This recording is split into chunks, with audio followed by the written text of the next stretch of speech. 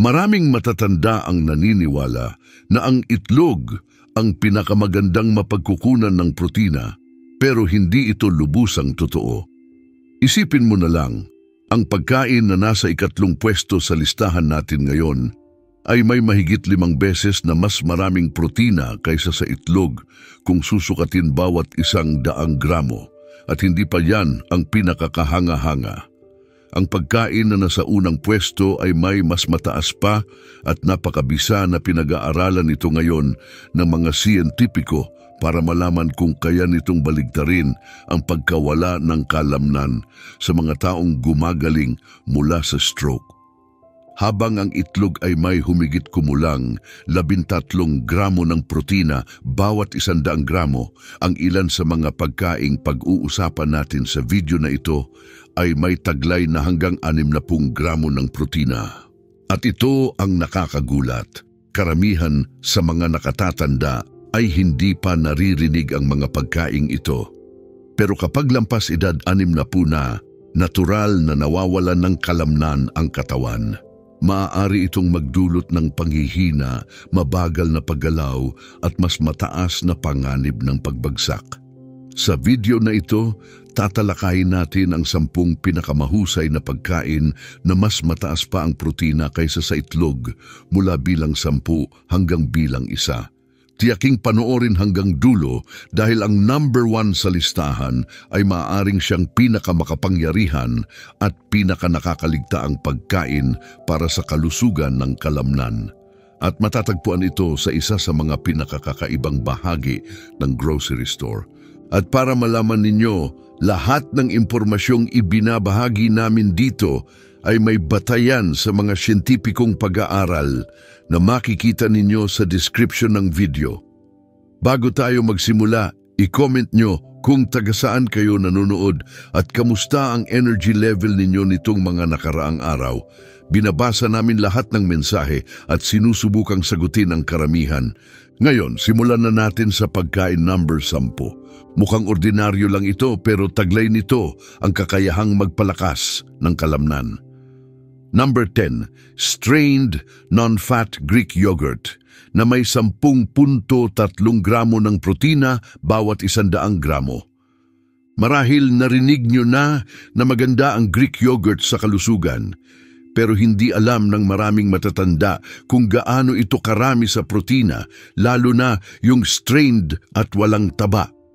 Sa higit 10 gramo ng protina bawat 100 gramo, lampas-lampas ito sa nilagang itlog na may halos 6.3 gramo lang. Ibig sabihin halos doble ang protina nito at mas kaunti pa ang taba.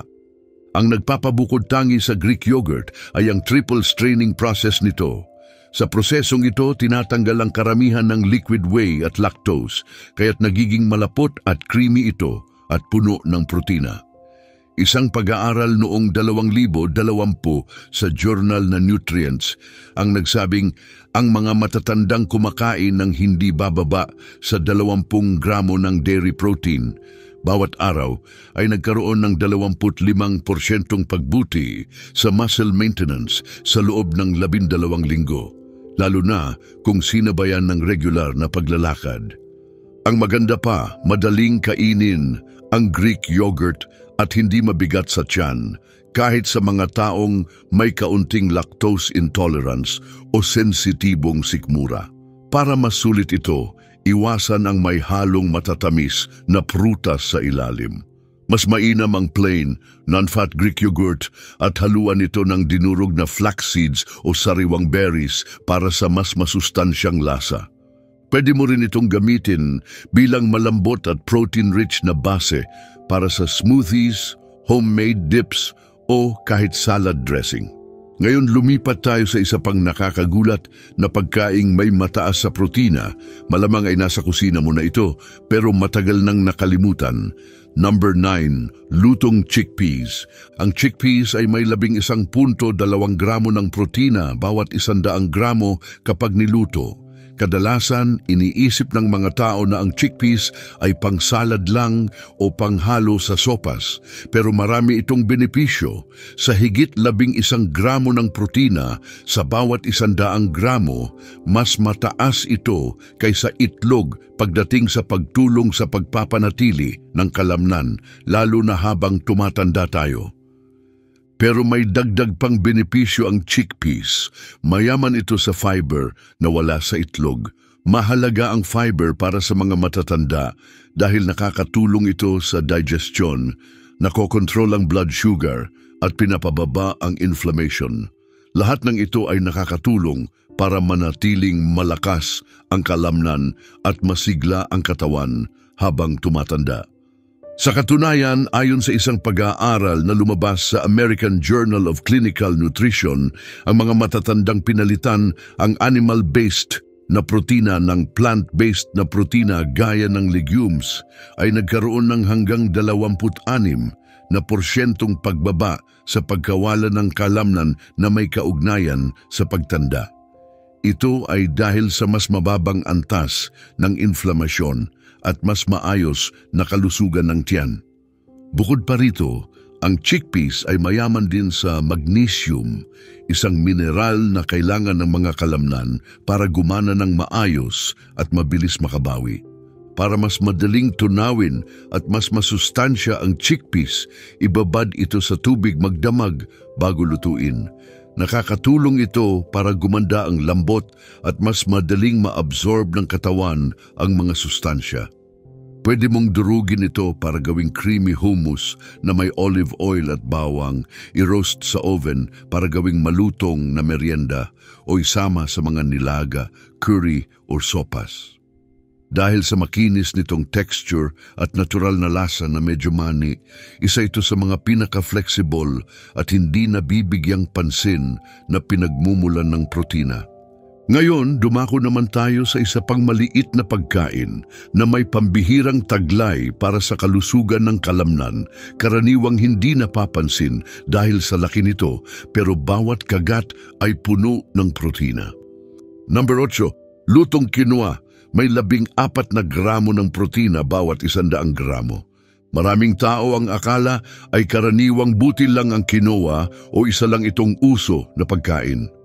Pero para sa mga higit 60 taong gulang, ang quinoa ay isang tunay na powerhouse ng nutrisyon, lalo na kung isinasama sa almusal o tanghalian. Ano ang espesyal sa quinoa? Kahit lutong-luto na ito, may taglay pa rin itong halos 14 na gramo ng mataas na kalidad na protina bawat 100 gramo. Tama, ang quinoa ay isa sa iilang plant-based na pagkain na nagbibigay ng lahat ng 9 na essential amino acids na kailangan ng katawan, pero hindi kayang gawin mag-isa. Ibig sabihin, hindi lang basta mataas ang protina sa quinoa, epektibo rin ito. Agad itong magagamit ng katawan para sa pag-aayos at pagpapalakas ng kalamnan. Mas kahanga-hanga pa, ang quinoa ay mayaman sa lysine, isang mahalagang amino acid na tumutulong sa muscle recovery, pagsipsip ng calcium at paggawa ng collagen. Sa isang pag-aaral noong 2022 na inilathala sa Nutrients, ang mga matatandang kumain ng quinoa araw-araw ay nagpakita ng 9% pagbuti sa lakas ng mga binti pagkatapos lang ng 8 linggo. Ang control group na kanin ang kinain imbis na quinoa ay hindi nakitaan ng ganitong pag-unlad. Para masulit ang quinoa, ibabad ito magdamag bago lutuin. Nakakatulong ito para matanggal ang mga sangkap tulad ng saponins na maaring humarang sa pagsipsip ng sustansya. Mabuting lutuin ito sa bone broth o low sodium na gulay na sabaw para madagdagan ng lasa at mga mineral. Para sa dagdag na anti-inflammatory benefit, lagyan ng turmeric o kaunting paminta habang niluluto. Napaka-versatile ng quinoa. Pwedeng idagdag sa warm grain bowls, gulay na ginisa o kahit sa mga savory breakfast na may kabute at ginisang spinach. Ang sikreto ay kainin ito ng regular, hindi lang paminsan-minsan.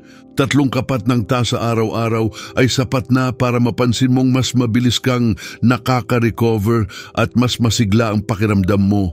Ngayon, dumako na tayo sa number 7, isang pagkain na paborito ng mga bodybuilder pero madalas hindi pinapansin ng mga matatanda. Number 7, pumpkin seeds o pepitas, may 19 na gramo ng protina bawat 100 gramo. Bagamat maliit, ang pumpkin seeds ay punong-puno ng sustansyang tumutulong magpanatili ng malusog na kalamnan. Sa 19 na gramo ng protina bawat 100 gramo, halos doble ito kumpara sa itlog. Pero hindi lang dami ng protina ang pinag-uusapan dito, puno rin ito ng mahahalagang mineral na kailangan ng mga kalamnan para manatiling malakas. Ang pumpkin seeds ay isa sa mga pinakamahusay na plant-based source ng magnesium, iron at zinc, mga mineral na kadalasang kulang sa mga taong lampas 60. Bakit ito mahalaga? Ang magnesyo ay tumutulong sa wastong paggalaw at pag-relax ng mga kalamnan. Ang iron ay nagsisiguro na may sapat na oxygen ang mga kalamnan. At ang zinc ay tumutulong sa pag-aayos at paggawa ng bagong muscle tissue. Kung kulang ka sa alinman dito, hindi lubusang magagamit ng katawan ang protina para palakasin ang kalamnan. Mas lalo pang nakaka-inspire ayon sa isang pag-aaral sa Journal of Medicinal Food. Ang mga matatandang kumain ng pumpkin seeds araw-araw ay nagkaroon ng hanggang 38% na pagbaba sa muscle inflammation sa loob lang ng 12 linggo. Ibig sabihin, hindi lang ito tumutulong magpanatili ng kalamnan, nakakatulong din ito para baliktarin ang tagong inflammation na unti-unting nagpapahina sa katawan. Para mas mapakinabangan ng mga ito, kainin ng pumpkin seeds na hilaw at walang asin para maiwasan ng sobrang sodium at hindi kailangang pagproseso. Pwede mo itong budburan sa ibabaw ng yogurt, haluan sa smoothies o gilingin para gawing creamy seed butter na masustansyang palaman. Isang maliit na dakot lang ay sapat na para makakuha ng malakas na dose ng protina at mga mineral na tumutulong sa lakas at mabilis na pag-recover ng katawan. Susunod ay isang pagkain na madalas na iniuugnay sa mga bodybuilder, pero kapag ginamit ng tama, maaari rin itong magbigay ng matinding benepisyo sa mga matatanda. Number 6, tempe, may 20 gramo ng protina bawat 100 gramo.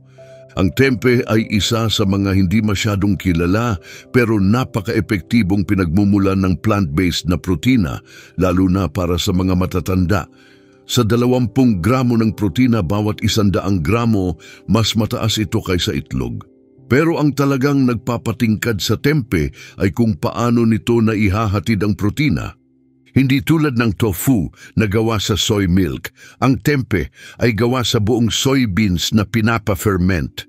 Dahil dito, mas madaling tunawin ang protina at mas nagiging available ang mga sustansyang sumusuporta sa malusog na kalamnan habang tumatanda. Taglay ng tempe ang lahat ng 9 na essential amino acids na kailangan ng katawan para muling makabuo ng kalamnan, lalo na ang leucine na mas nagiging mahalaga habang tumatanda at humihina ang muscle response sa protina. At hindi lang iyon, ang tempe ay mayaman sa natural na probiotics, mabubuting bakterya na nakatira sa bituka at tumutulong sa mas mahusay na pag-absorb ng protina. Maraming matatanda ang hindi lang nahihirapang kumuha ng sapat na protina, nahihirapan din silang gamitin ito ng tama dahil sa mahinang kalusugan ng tiyan. Ayon sa isang pag-aaral sa American Journal of Clinical Nutrition, ang mga matatandang may mas malusog na gut bacteria ay nakapanatili ng 18% na mas maraming lean muscle sa loob ng 1 taon, kumpara sa mga may mababang gut diversity. Ibig sabihin, binibigyan ka ng tempe ng parehong protina para bumuo ng kalamnan at ng kakayahan ng katawan para magamit ito ng epektibo. Para sa pinakamahusay na resulta, hiwain ang tempe ng manipis at lutuin sa kawali na may kaunting tamari o apple cider vinegar para magkaroon ng lasa ng walang dagdag na asukal o mantika. Pwede mo rin itong durugin at ihalo sa ginisang gulay, gawing palaman sa sandwich o idagdag sa ibabaw ng salad. Nagdadagdag ito hindi lang ng protina at fiber kundi pati na rin ng suporta sa panunaw. Dahil ito ay fermented, bawat kagat ay nakakatulong din para mabawasan ang inflammation at mapabuti ang kalusugan ng tiyan. Ngayon, susunod tayo sa isang kakaibang klase ng protina.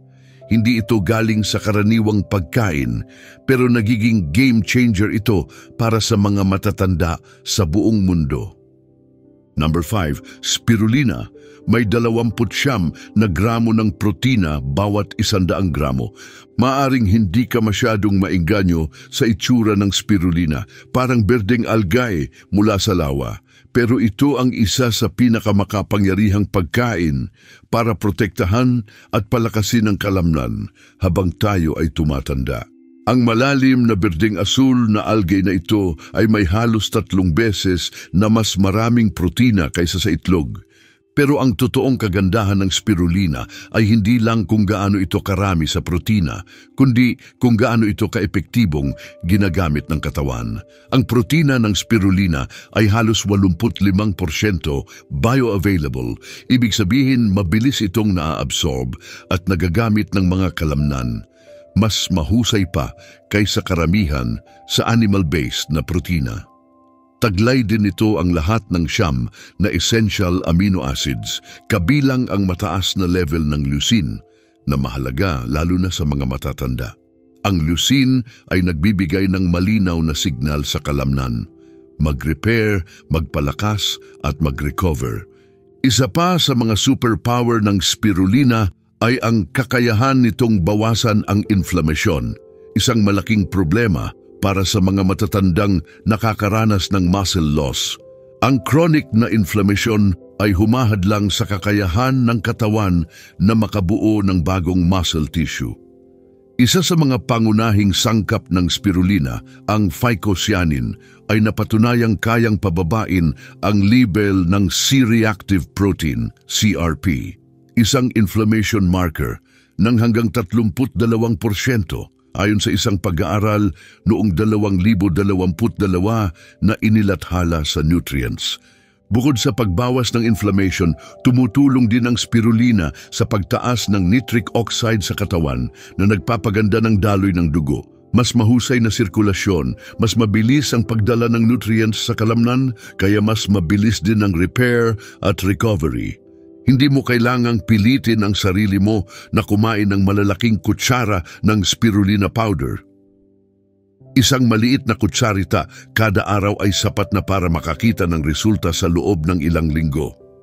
Subukang haluan ito ng smoothie na may saging, spinach o walnuts. Pwede mo rin itong ihalo sa oatmeal matapos lutuin o idagdag sa homemade energy bites gamit ang dates at mga buto. Ang sikreto ay ang pagiging konsistente. Ngayon, dumako na tayo sa number 4, isang pinagmumulan ng protina na ginagamit na ng maraming siglo pero madalas nakakaligtaan ng mga matatanda ngayon. Sa totoo lang, ito marahil ang pinakamadaling tunawin sa buong listahan. Pero bago tayo magpatuloy, kung nag-e-enjoy ka sa video na ito, pindutin ang like button at huwag kalimutang mag-subscribe. I-click din ang bell icon para hindi ka mahuli sa mga susunod naming videos na puno ng simpleng tips para sa kalusugan. Number 4, hemp seeds. May 35 gramo ng protina bawat 100 gramo. Maaaring nakita mo na ang hemp seeds sa ibabaw ng smoothie bowls o nakatago sa health food section ng tindahan. Pero ang hindi mo alam, ito ay isa sa pinakakumpletong plant-based na protina na meron tayo. Sa humigit kumulang 34 hanggang 35 gramo ng protina bawat 100 gramo, karapat-dapat ito sa mataas na pwesto sa listahan. Ang tunay na nagpapaspecial sa hemp seeds ay hindi lang ang dami ng protina, kundi kung gaano ito kabalanse. Taglay ng hemp seeds ang lahat ng siyam na essential amino acids at nasa tamang rasyo para suportahan ang pagkumpuni at paggana ng kalamnan. Bihira ang ganitong amino acid balance sa plant-based na pagkain, kahit ang quinoa ay hindi ganito ka-epektibo. Para sa mga matatanda, lalo na yung nakakaranas ng paghina ng kalamnan, mahalaga ang protina na kumpleto at madaling i-absorb. Ayon sa isang review noong 2021 na lumabas sa Frontiers in Nutrition, ang mga matatandang kumakain ng kumpletong plant proteins gaya ng hemp ay nagpakita ng mas malakas na kalamnan, mas mabilis na recovery pagkatapos ng physical activity at mas kaunting pagkapagod. At hindi dito nagtatapos ang benepisyo ng hemp seeds. Mayaman din ito sa omega-3 at omega-5 fatty acids, partikular ang GLA, gamma-linolenic acid, na tumutulong sa kalusugan ng kasukasuan, utak at puso, mga bahagi ng katawan na dapat ingatan habang tumatanda. Para sa pinakamainam na benepisyo, kainin ng hemp seeds na hilaw. Pwede mo itong ihalo sa oatmeal, idagdag sa smoothie o budburan sa ibabaw ng ininit na gulay para lalong lumabas ang masarap at natural nitong nutty flavor. Hindi tulad ng ibang buto, ang hemp seeds ay madaling tunawin, kaya't mainam ito para sa mga matatanda na may sensitibong tiyan. Pero tandaan, huwag itong lutuin sa mataas na init dahil maaring masira ang sensitibong mga langis nito at bumaba ang nutrisyon. Para sa mga matatandang naghahanap ng mabilis, hindi kailangang lutuin at muscle-supporting na sangkap na madaling ihalo kahit saan. Ang hemp seeds ay isang makapangyarihan at madalas hindi pinapansin na pagpipilian. Ngayon, tingnan natin ang number 3 sa ating listahan, seitan. May napakagandang 39 na gramo ng protina bawat 100 gramo. Hindi ito pagkakamali at hindi rin ito supplement. Ang seitan ay isang plant-based protein powerhouse na may mas maraming protina kada subo kaysa sa halos lahat ng karne. Pero karamihan sa mga matatanda ay hindi pa ito naririnig.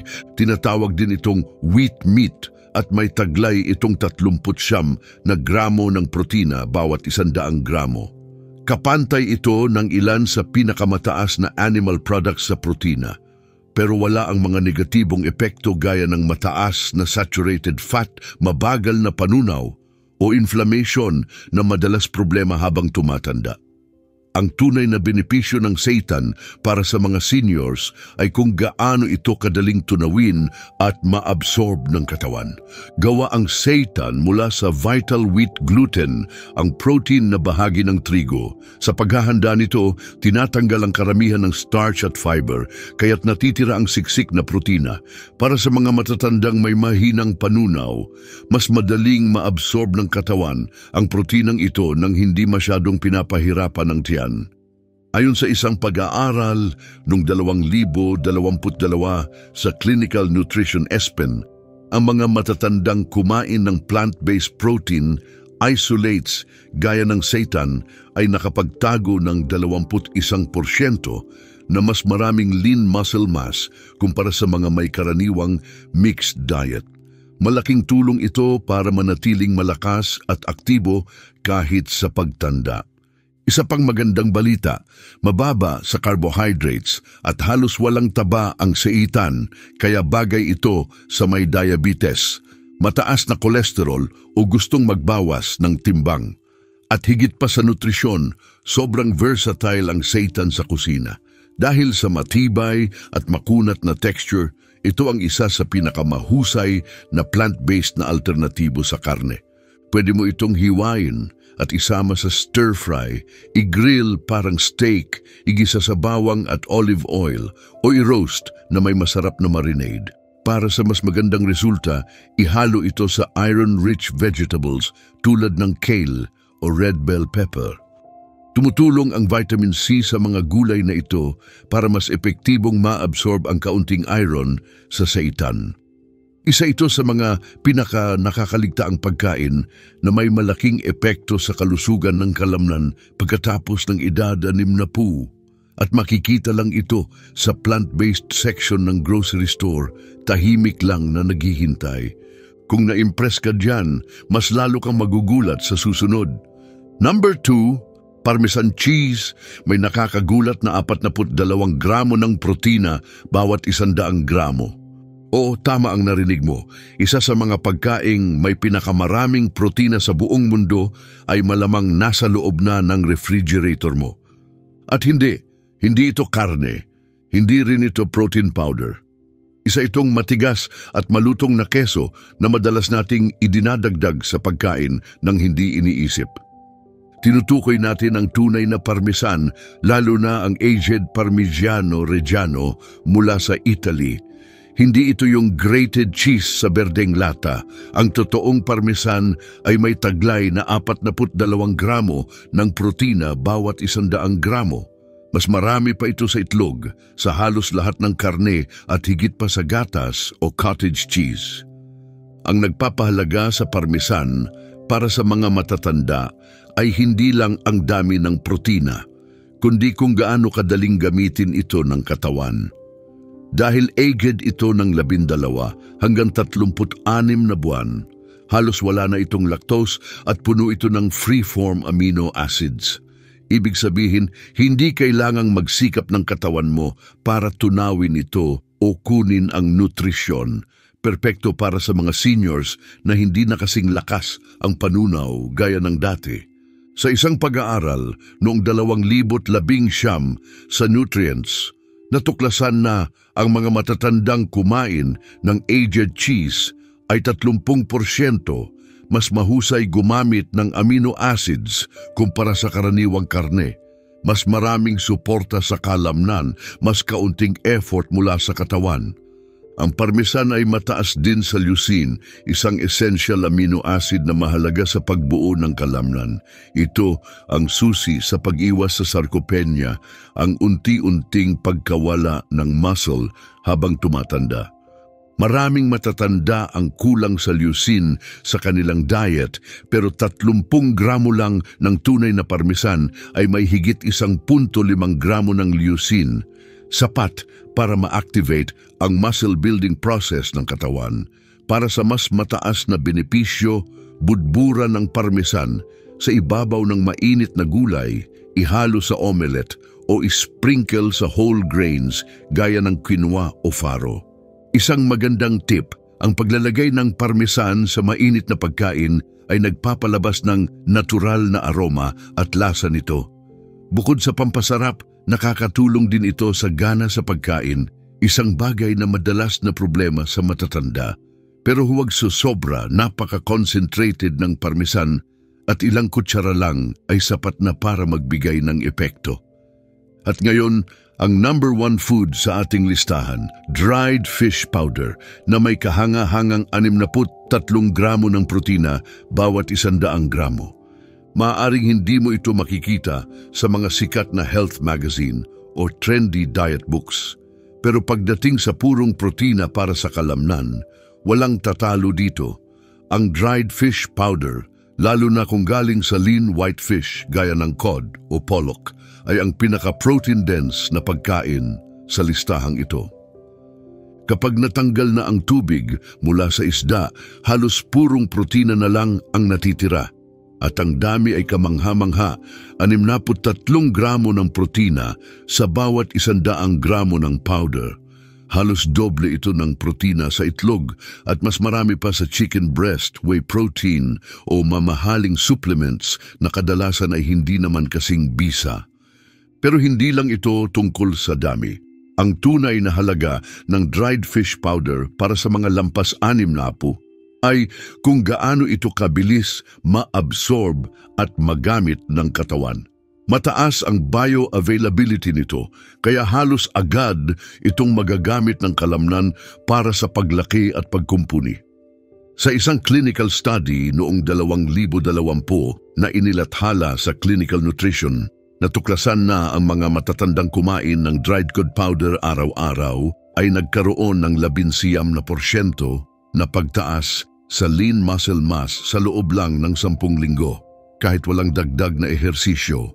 Ito ay dahil sa napakayaman nitong supply ng essential amino acids, lalo na ang leucine, isang makapangyarihang amino acid na parang switch na nagpapasimula ng muscle protein synthesis. Karamihan sa matatanda ay hindi nakakakuha ng sapat na leucine mula sa karaniwang pagkain. Pero 25 gramo lang ng dried fish powder ay may mahigit 3 gramo ng leucine. Sapat na para simulan agad ang muscle repair ayon sa mga mananaliksik sa Harvard, at hindi mo kailangang kainin ito ng plain. Madaling ihalo ang powder na ito sa mga sabaw at nilaga. Pwede ring ihalo sa mashed vegetables o haluan ng mainit na oatmeal para sa savory na protein boost. Matagal itong tumatagal sa shelf, madaling itago, at hindi kailangan nguyain. Perpekto para sa mga seniors na hirap sa matitigas na karne o may problema sa paglunok. Siguraduhin lang na ang bibilhin ay high-quality, food-grade dried fish powder. Walang dagdag na asin, flavoring o preservatives. Dahil hindi lang ito basta pagkain, isa itong tool na sinusuportahan ng siyensya para tulungang muling palakasin ang katawan, galaw at kalamnan paglampas edad 60. Ayan na, 10 totoong pagkain suportado ng research na mas mataas pa sa itlog pagdating sa protina, at bawat isa ay may potensyal na tumulong sa pagpapanatili ng lakas at paglaban sa pagkawala ng kalamnan habang tumatanda. Karamihan sa matatanda ay nawawalan ng hanggang 1% ng muscle bawat taon nang hindi namamalayan. Pero ang magandang balita, sa tamang pagkain, pwede mo itong pigilan. At kahit baliktarin ang proseso, hindi sa pamamagitan ng pills, hindi sa mamahaling supplements, kundi sa simpleng natural na pagkain na alam ng katawan mo kung paano gamitin ng tama. At huwag kalimutan, ang number 1 na pagkain sa ating listahan ay halos triple ang protina kumpara sa itlog, at napatunayang kayang magpataas ng muscle mass ng halos 20% kahit walang workout. Ito ang klaseng impormasyon na ayaw iparinig sa iyo ng mga supplement companies. Pero ngayon, alam mo na ang totoo, kaya kumilos ka na. Simulan mong idagdag ang ilan sa mga pagkaing ito sa iyong mga pagkain ngayong linggo, at tingnan mo kung anong mangyayari sa iyong lakas, sigla at kumpiyansa. I-comment mo rin alin sa mga pagkaing ito ang pinakanagulat ka. Binabasa namin at sinasagot ang mas marami hanggat kaya. Huwag kalimutang mag-subscribe at i-click ang notification bell para sa mas marami pang simpleng, science-backed na health videos na ginawa para sa mga seniors. Tuwing linggo, hinihintay ka ng mga kalamnan mo, oras na para palakasin sila. At kung may tanong o saloobin ka, huwag mahiyang mag-comment sa ibaba. Maraming salamat sa panunood.